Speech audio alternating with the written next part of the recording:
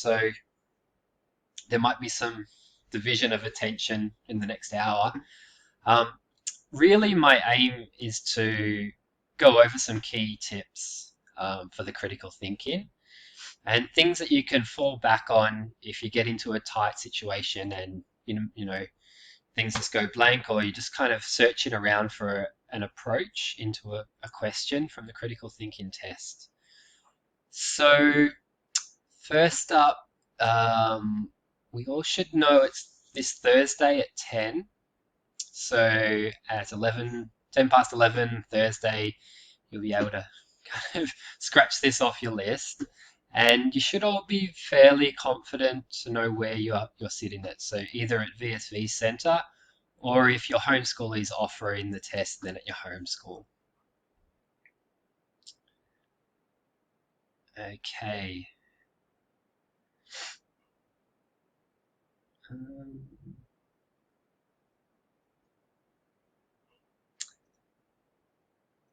All right. So I've tried to break this down into 5 tips that you can do, and some of this is a repetition from previous get-togethers in the critical thinking classes over the last couple of weeks. So one thing that you can definitely remind yourself is that there seems to be this use of the line of argument. You'll see it in the boxes down the bottom right hand of your screen. And there is this idea that critical thinking can be expressed as a type of process like this, where we're able to develop a proposition that supports the argument, that we're able to give evidence for that argument, that we're able to give elaboration that explains or extends on the argument. Maybe it clarifies a term or connects up the relationship between key concepts. And then it moves through to considerations of opposing arguments. So what is an objection or a challenge to the argument presented? And that's followed through to counter arguments. So I'm expecting there'll be something like this particular box in the test. And as well as responding to this, in your general responses to other issues and other questions, you can actually just remind yourself that these are the things that the test is really thinking about in its design. So am I able to elaborate, give evidence? Can I consider an opposing argument an objection? And can I offer a counter reply to that? So if you're thinking through an issue or a problem, it's a really, really nice way to remind yourself and actually to use this in your responses. Maybe you don't have to use it down to the very letter, but it's a nice reminder. Okay. My second tip for preparation for the critical thinking test is that I'd like you to be prepared to elaborate, dissect, evaluate, analyze the big concepts in some of the issues presented. And a lot of you do this quite naturally as well. But you'll often find that the issues that the critical thinking test is looking at, they're quite contestable ideas. So these are some concepts that I just pulled out from the last couple of years of critical thinking tests, and some concepts that came out from the questions, things like democracy, responsibility, citizenship, privacy, fairness, justice, freedom, knowledge. These are all really, really big contestable ideas, and in engaging, elaborating, developing arguments that relate to this, often you need to unpack what it is, give an explanation of what it might mean, and I'd like you to show off your understanding of the concept as well. So you could bring together your general knowledge about the concepts and show it off a little bit in your understanding.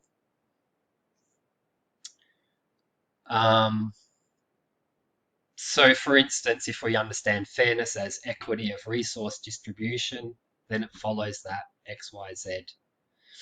The way that you perhaps frame a definition of the concept that's being used can have some useful movements in the way that you progress your argument. Okay, does that stand to reason? Does anyone have any further ideas or questions to that?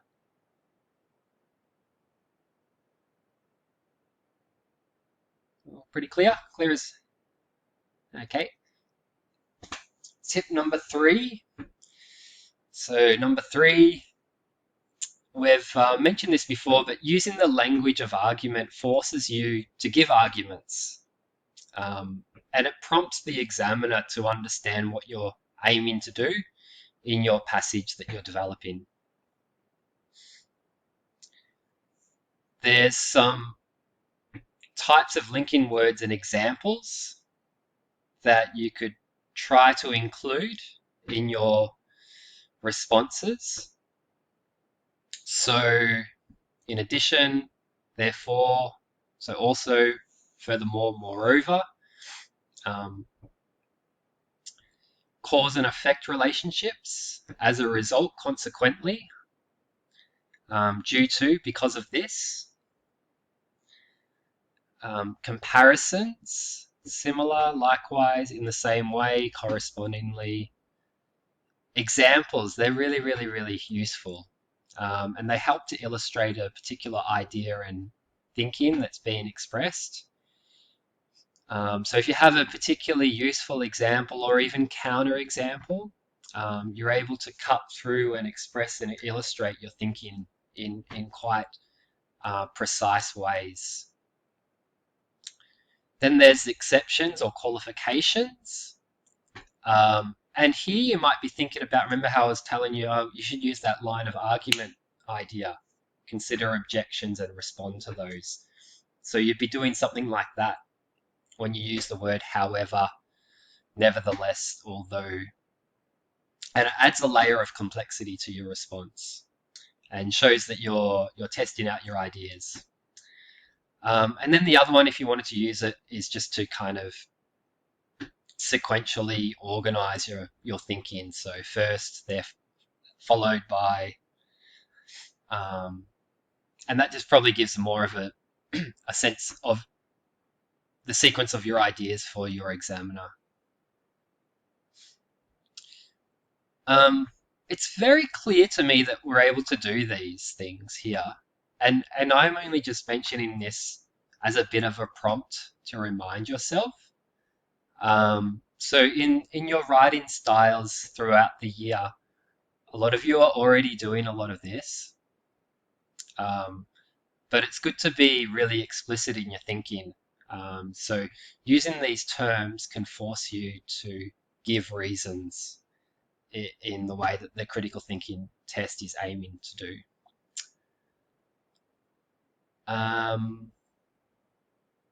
Is there anything else, that other examples that you think are useful to signpost reasons? Can anyone think of another word that you might use?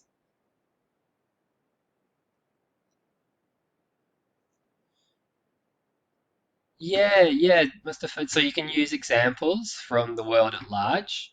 I guess be careful that they're not just anecdotal examples. So like the friend down the road from me does this or that. But examples, for instance, as a way to express your argument or particular line of argument that you're wishing to put forward. So, for instance, in the last year's critical thinking test, there was one about media. So someone might make an argument that media ownership should be legislated by government, and ownership should be restricted to a limited amount. A good example might be the Murdoch Press and the influence and power that they have in editorial decisions and things like that. So just a quick example like that gives a frame or a sense of your thinking and shows a bit more of a depth in your understanding. I suppose one of the other language of arguments that's missing here, it's a really simple one, just because. Maybe we overlook it because it's so simple, but the word because forces us to give a reason. Any other ones? Therefore, maybe towards the end of your response when you're drawing your conclusion.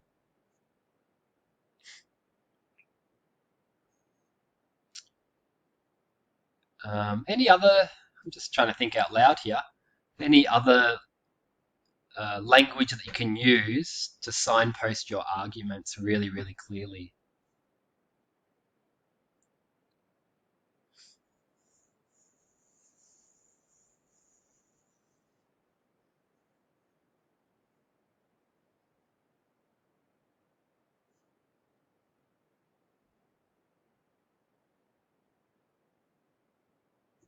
Yeah, thanks, Annabelle. Yeah. So if this were the case, then it would follow that such and such. So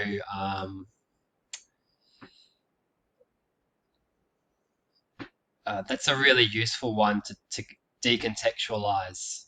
So if it was the case that all people should go to school till they're 18, then it would follow that the level of education and standards would improve. Improved standards are a good thing because therefore we should compel all students to complete their VCE. You can see how adding that word if forces us to think about consequences. If it were the case, then this would follow, which speaks a lot to that cause and effect aspect that we're sometimes looking for.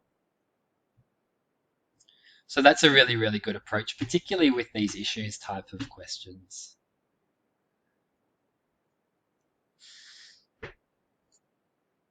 Okay, this is tip number 4, but it comes in a couple of subsections.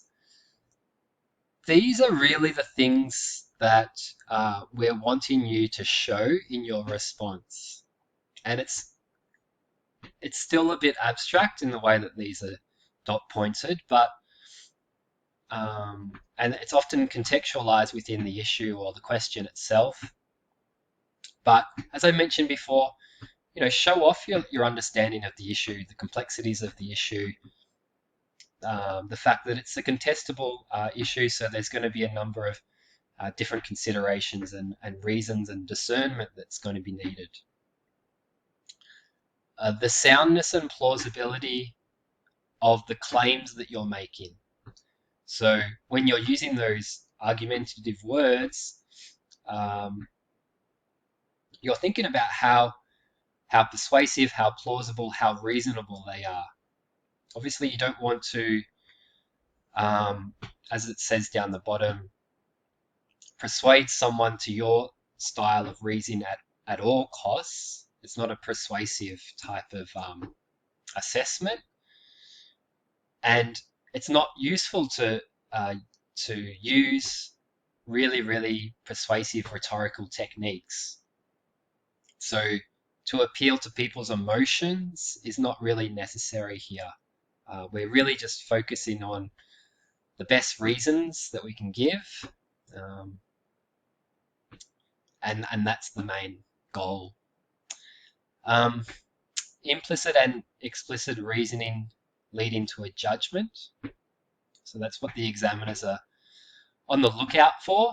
And they realize that sometimes the reasoning and the time constraints available force us to sometimes make implicit connections between things. Sometimes we're not always saying, if it were the case, then this is this. Then if this is, then this. Sometimes we're making really big leaps in our development of argument and reason. But if you can slow it down and unpack it and elaborate as much as you can, you're able to show really explicitly your reasoning and making it a lot easier for them to reward that. So evidence and examples offered to support a judgment, kind of talked about that. Making clear the conclusion you're wanting to demonstrate and why the reasons you give support that claim.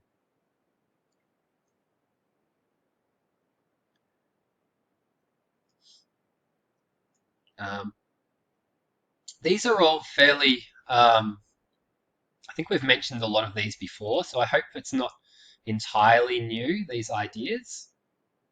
But this is just a nice reminder of what you can look to try and do in the space of 70 minutes or so. Okay.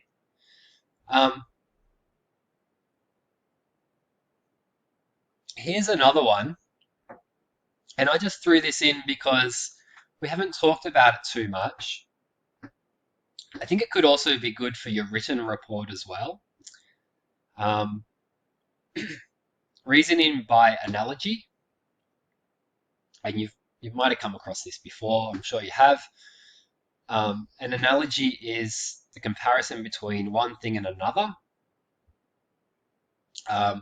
And sometimes it's used in arguments as well to say, because this is the case and these two things are really similar, this should also be the case for this object or instance as well.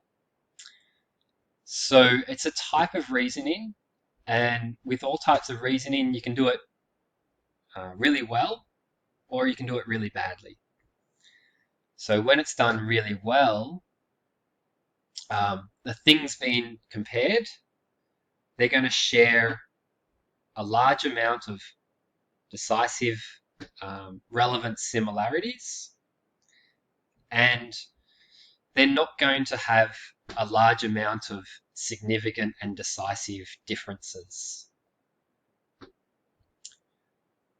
So in the use of informal reasoning, like what is actually a lot of the time happening in these issues debates, sometimes this type of reasoning by analogy enters into the picture a little bit. So I thought it's just a couple of minutes spent on clarifying that and giving you an avenue, if you see a reasoning by analogy, to think about what are the things that I need to consider when I'm judging whether it's a good one or a bad one. So are there a lot of decisive similarities between the two things being compared? And in the same way, are there not a very large number of relevant differences? So for instance, motorbike riders need to wear helmets for safety. Likewise, cyclists need to wear helmets for safety. You could see how, if you had to say, okay,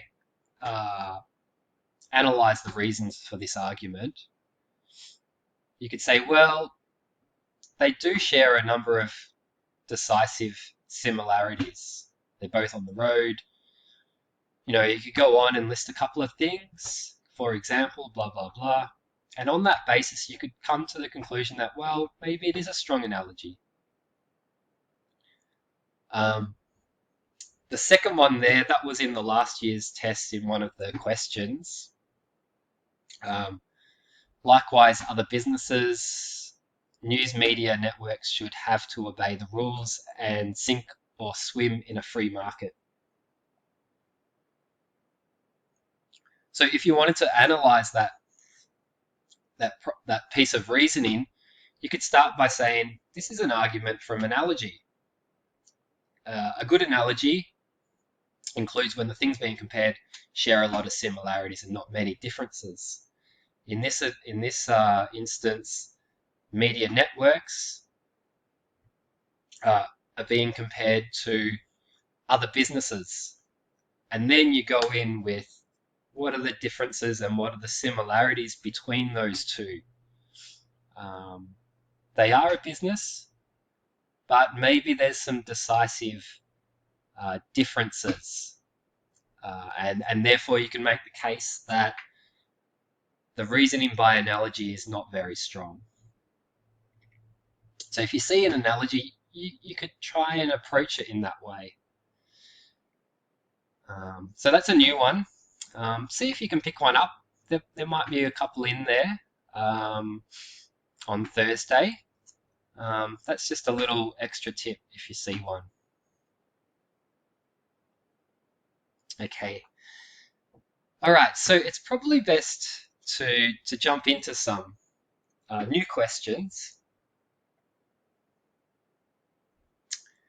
And I wish to thank some class members from previous get-togethers for coming up with some contemporary issues. We're just trying to brainstorm possible issues. The examiners would have written this maybe in March this year, so we were thinking about, what were things, topical issues going on around that time.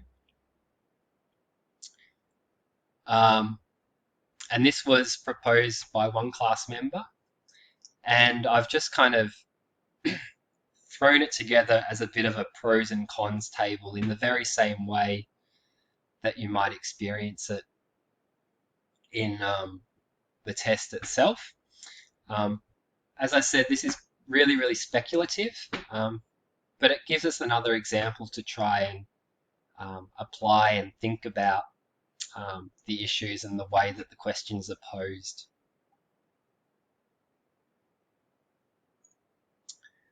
So, what do you reckon? Shall we give maybe 5 minutes? Look through this. The argument or proposition is that governments should raise Australia's age of criminal responsibility from 10 years of age to a minimum of 14 years of age. And there's a number of supporting reasons, good or bad, you decide, in the pros and cons tables. And the question asks, which one of the arguments about the age of criminal responsibility do you find most convincing and why?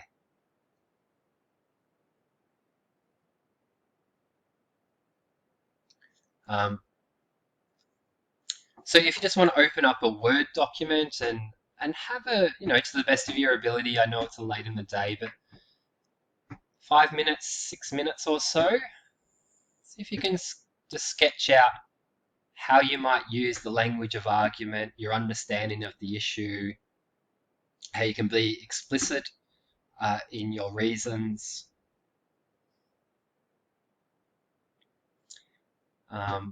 Yeah, I'm going to just be quiet for about 5 minutes and let you practice on this one.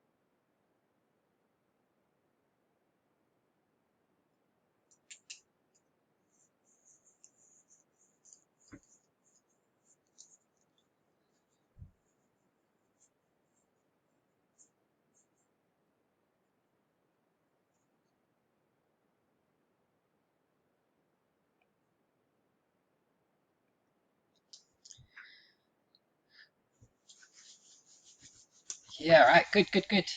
Thanks, Annabelle. So you're really looking to draw out the implications with reference to the value of functioning society, and probably going. It looks like you're going to draw out the negative impacts for incarceration.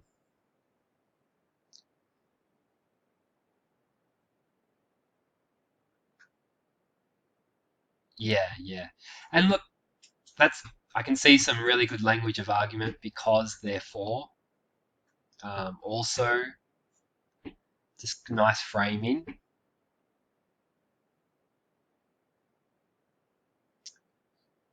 Um, you can see how, as I was saying before, engaging with these issues often requires our thinking and understanding about the broader issues about the role and purposes of punishment. So that's something that comes out in a question like this, and how it links in with ideas of responsibility, um, and being a citizen. Um, I was wondering, because I was thinking about how there's that line of argument. Would anyone, and this is a suggestion, I suppose, you could even add to your response if you get a bit stuck here with what you're going to talk about. You can consider an objection to the reason that you've just made. And often the objection might be found in along the lines in the opposite column. And then that can propel you to consider an objection and then respond to that. So that's another. You probably can't talk more than 2 points in a given situation like this. So you want to focus on the one that you think is the best. But you might also consider objections. So what would be an objection to maybe Jessica's or Annabelle's position there for B? And obviously, I think it's really good to try and get the best objection. Like, so don't try and, sometimes it's known as straw man fallacy, where you pick the weakest objection so you can kind of blow it down. Sometimes it's really good to try and find the really strong objections and to say, look, the strongest objection is this, because that. However, and then you can go on and give a counter reply.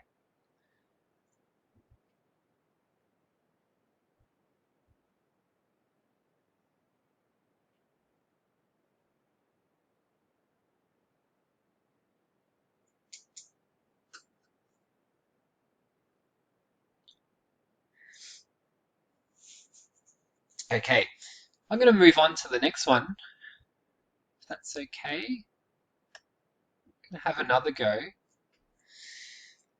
We're all pretty familiar with this type of debate. And this was the other general issue that we kind of established could be, possibly, we're just speculating, but it's also good to work through some examples that are more contemporary. This one is it right to demand we submit to a hard lockdown in the face of current COVID-19 crisis? Maybe that's worded a bit clunkily, but I think you get the general gist of it.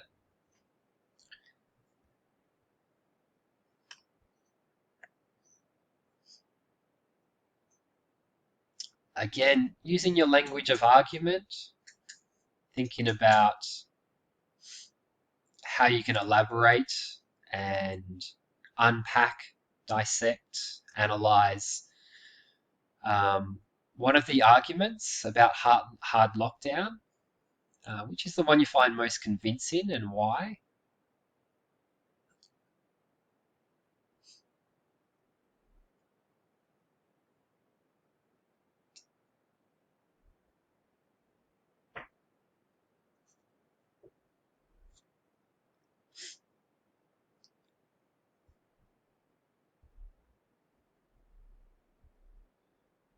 we thinking here?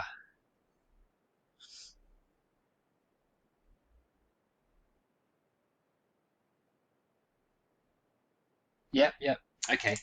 Give you a couple of minutes just to think through the possible options and weigh up your reasoning.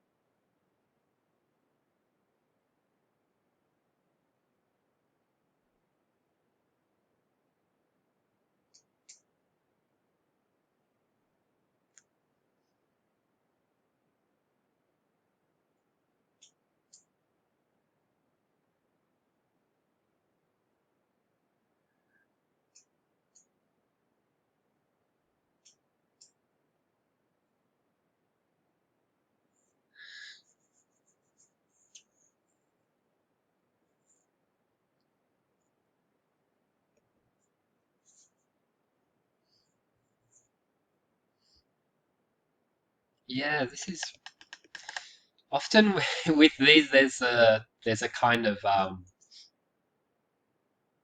because they're pros and cons. They're talking about different features as well, and emphasizing slightly different aspects or implications, or appealing to different um, related concepts such as freedom or overall net happiness.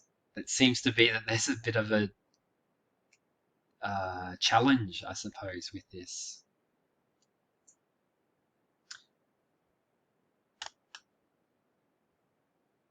So it's kind of hovering at the moment to A and B to talk about those.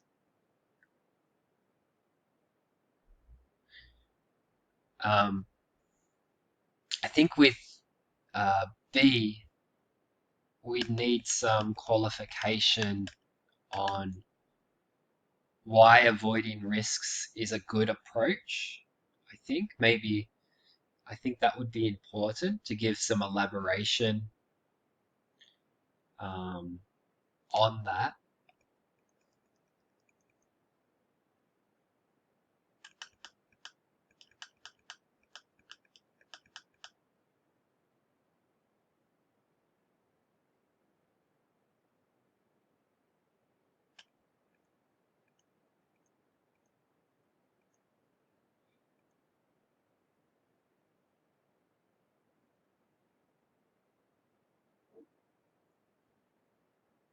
Yeah, and I guess that's a good elaborate. I'm just reading, sorry, Jessica, there. So there's this, you can see how kind of abstract ideas like government and the role of government can be interwoven and talked about in your elaboration with something like this. It's worth 6 marks, so you might be expected to show your knowledge and show off your understanding a little bit in the complexities of the issue at hand.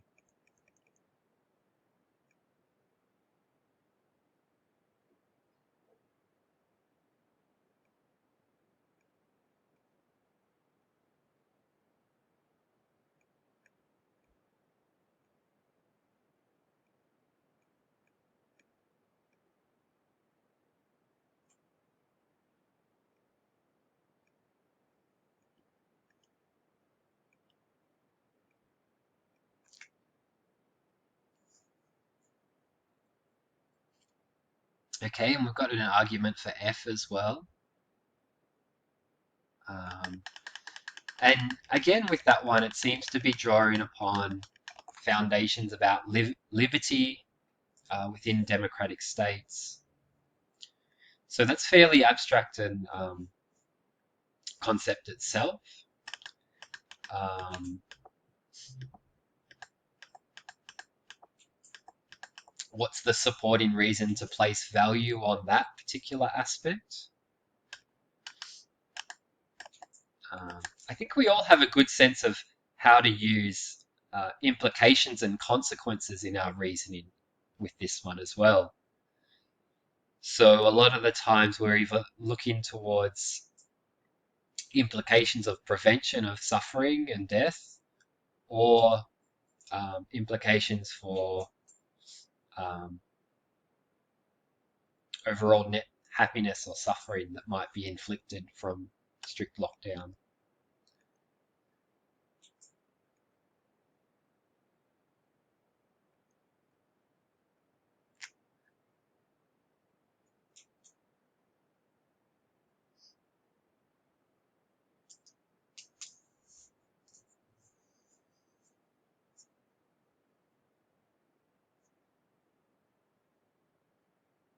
So we've all got a good sense of how we can use consequences um, in our unpacking and development of justification for a response.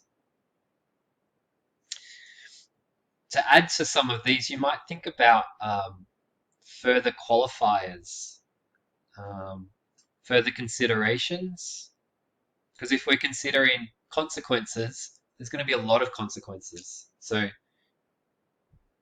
sometimes it's kind of good to play the argument back and forth a little bit in your own mind. Like, oh, on one hand, there's consequences with this. However, on the other hand, there's consequences to consider here. We should place greater value on these consequences because these are most important because, that kind of thing. These are really, really good, by the way. Okay, I think we're getting our creative, argumentative writing skills going here. Um, and this gives you a bit of a sense of the type of question it's going to look like. We don't know if it's going to be about this, but general contemporary issues like this do pop up.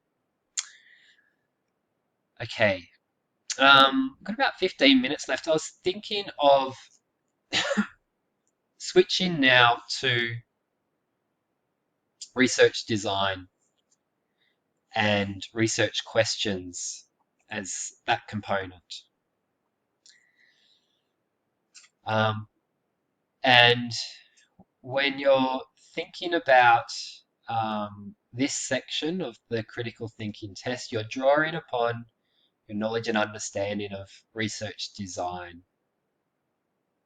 And a lot of the time, a lot of you and past students as well um, seek to predominantly seem to approach these with an eye for quantitative methodological approaches. And that's okay. Sometimes the questions at large lend themselves to that.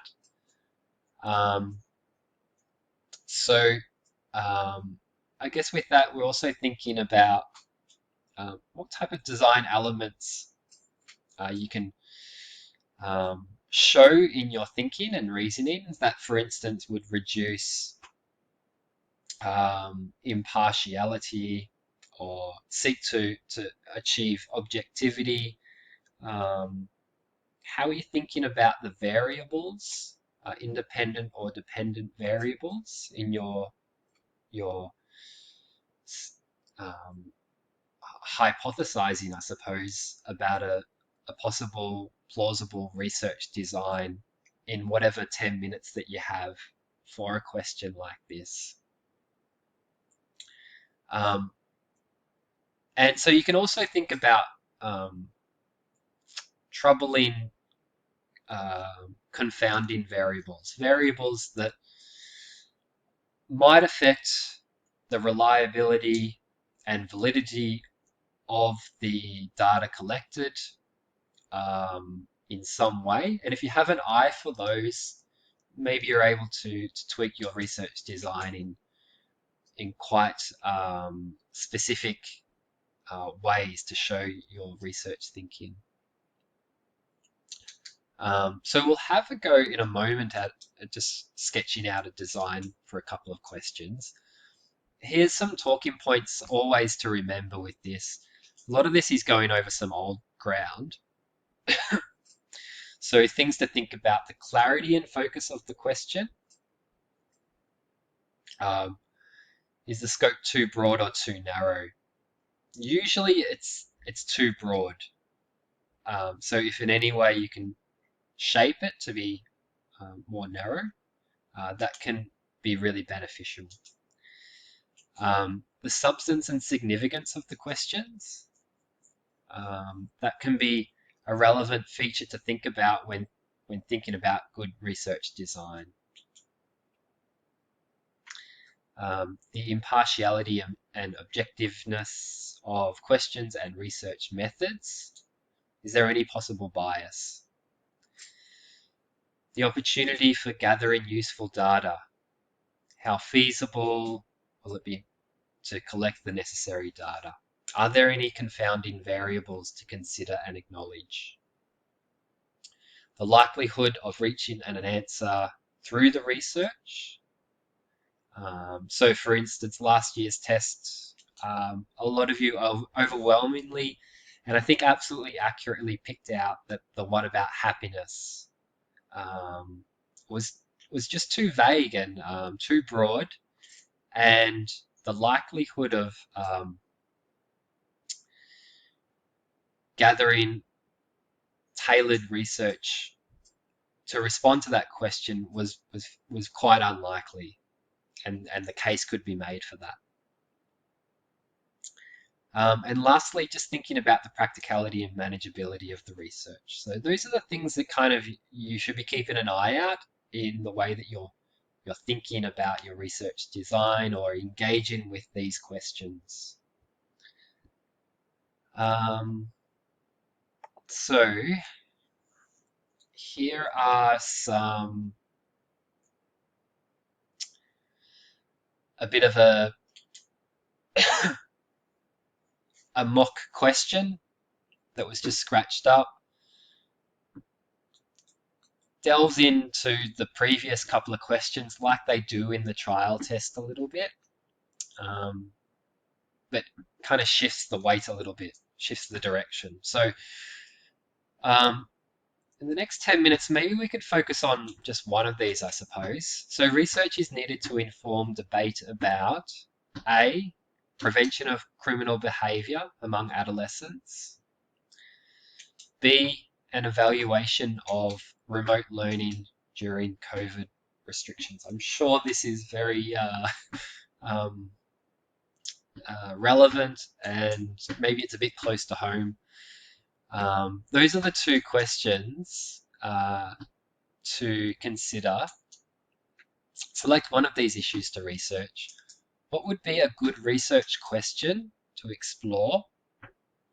the issue you have selected. Secondly, how might good data be collected to address this research question?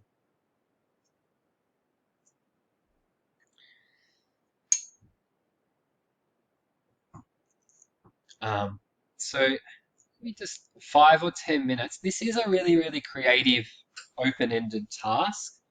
So there's many different directions that a task like this can lead in. And it's always really, really fascinating to see how people think about the research design when they're presented with a kind of quite creative task like this. If you can, in the next 10 minutes, choose one of these and have a go. How would you design a question that's specific, that has a definable scope? So maybe thinking about population that you want to investigate. What type of parameters would you place on the research within that research question? Being really, really specific can be helpful for those good research questions.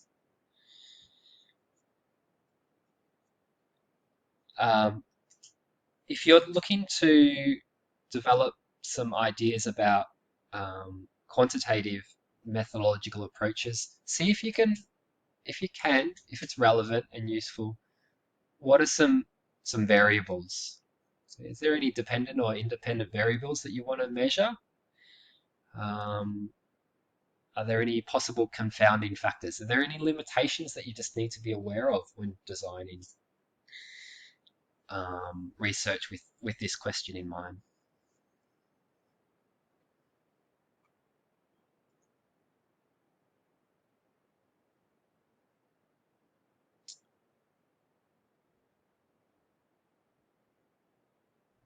Yeah, that's a good question, Ileana. What is the division of marks for this question? It's safe to say that there's two aspects of this question. What would be a good research question? And how might good data be collected? So I would just divide it, kind of like what you've done there.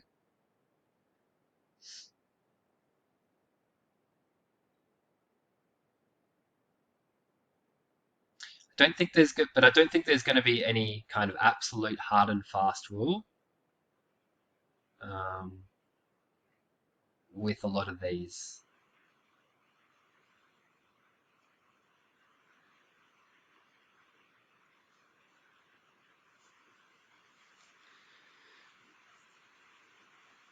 Yeah, sure, Mustafa. Thanks. Thanks. Um, yeah, so maybe even if we want to start with the question um, and then run through how might research be designed to allow us to gather good data that could be collected to respond to the question.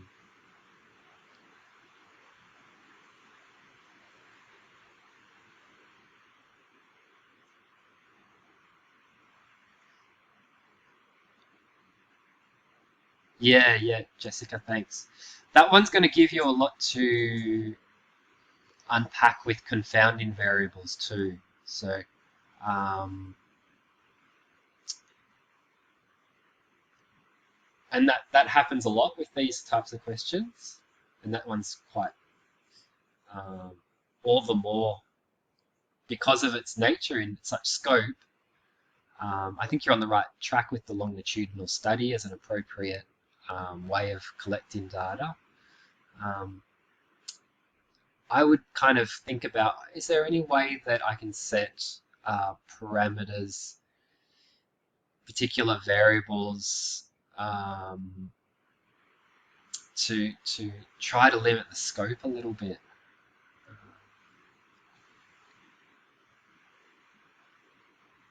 Yeah, because there is just by its nature when we're studying socioeconomic or society at large. It's different than being in a experimental room where we're able to kind of isolate the phenomena that we're looking at.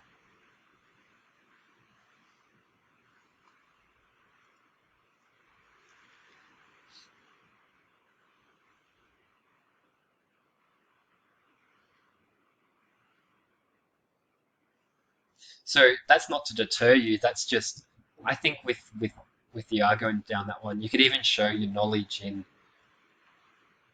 how possible compounding variables might enter into the research, and then how you can try to design so that you can mitigate or um, limit them.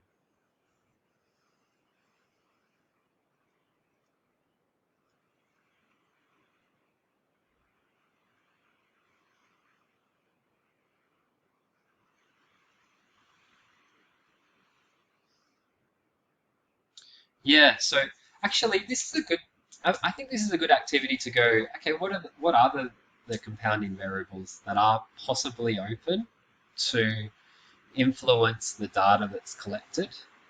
Um, and sometimes you can't account for them all the time.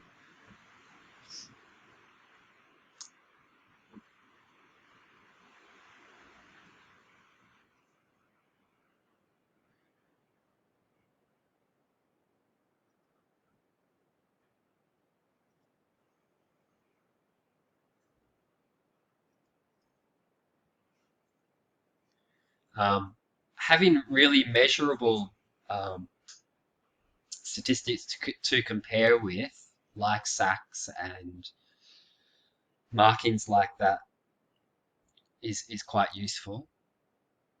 You might even wish to try and um, limit the scope. So, what aspect of remote learning could really be under investigation? So, you could even try to limit the scope a little bit. Um, was it comprehension? Was it collaborative activities, problem solving activities? Learning encompasses a lot of things. So if you can kind of get a concept that's kind of the linchpin in that debate and break it up a little bit so to kind of cut off a more manageable aspect of it, that can allow the research to be quite tailored and specific.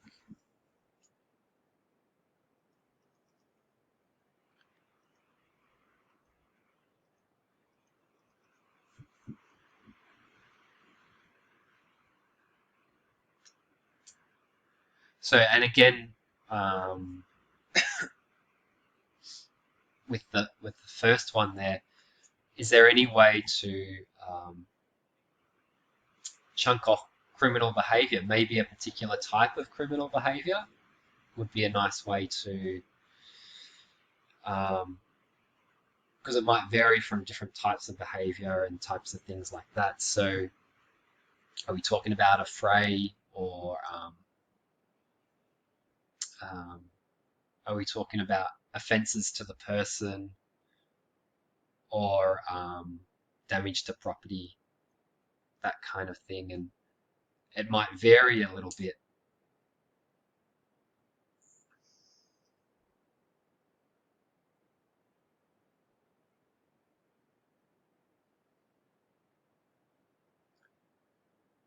Yeah, great, great. So, Lauren, you've got the randomly selection of, so you're thinking about um, the sampling method, which is always a good thing, particularly with experimental designs or quasi-experimental designs.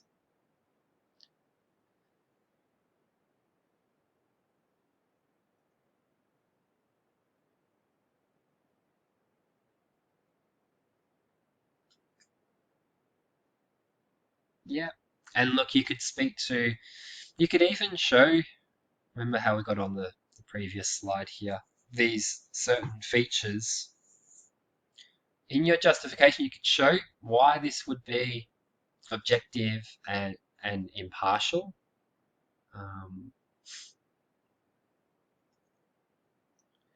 In your response too.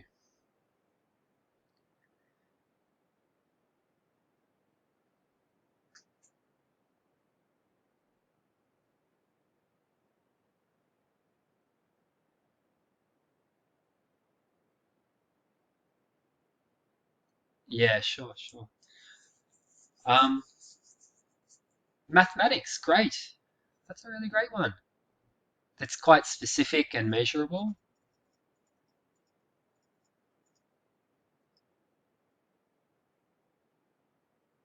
So essentially, how does mathematics restrictions impact upon the study of maths within this particular cohort population, year 3?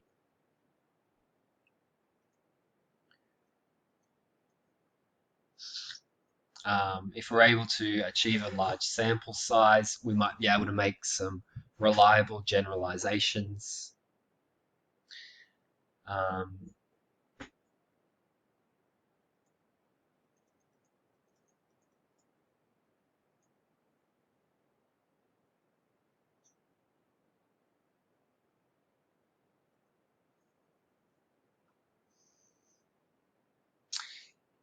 Yeah, that's a good one, Jessica. So maybe it's a matter of a particular a particular case study. Maybe you can make the case that for instance, Western rural Victoria or outback Alice Springs, a particular geographical area and population within that area could be a really good way to seek to mitigate those compounding variables. Maybe an ethnographic study where the researcher immerses themselves in the lives of adolescents in the area to get a more nuanced insight and understanding of their particular beliefs, desires, and aspirations for the future, everything like that. All right, sounds like a few have to get out. That's okay. I hope, just to wrap it up, maybe just kind of stick around for a little bit if there's any further questions. But I hope that you have the confidence in yourself to really kind of make it shine on Thursday. And I think that a lot of today is just about rehashing everything that you kind of know and bringing it to the fore.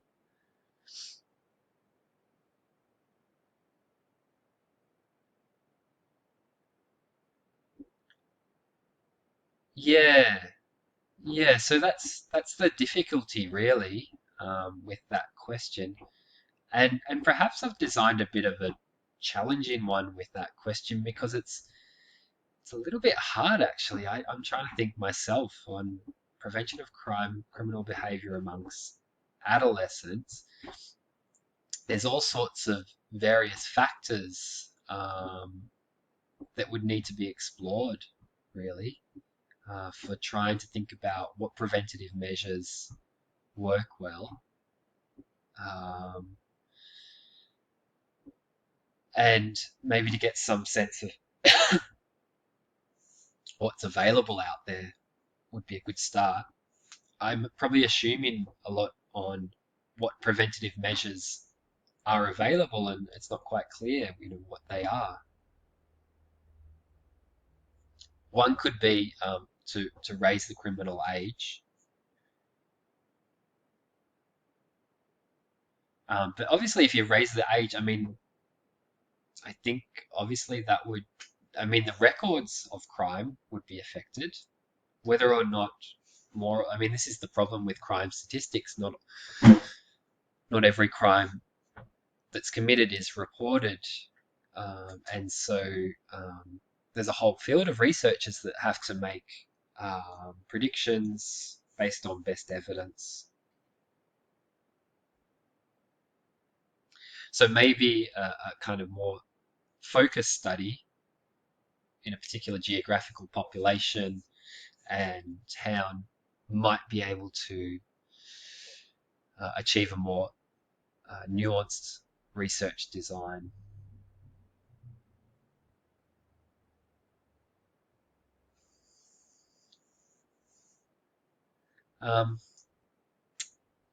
Yeah, I think a few have jumped out. Does anyone feel free to speak freely if on any of those things that we've covered? Or if there's any other critical thinking related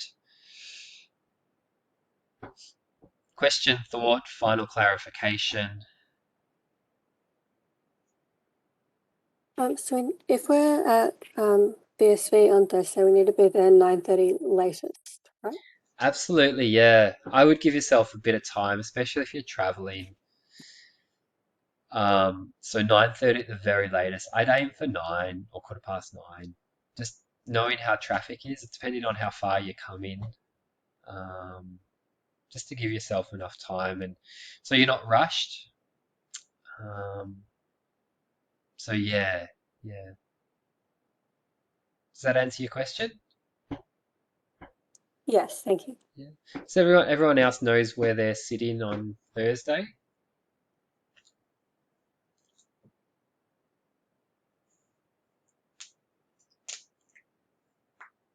Yeah. Exclamation mark. Okay. All right, all right. Yeah, well, I guess the main tips were really things that we've gone over in previous sessions.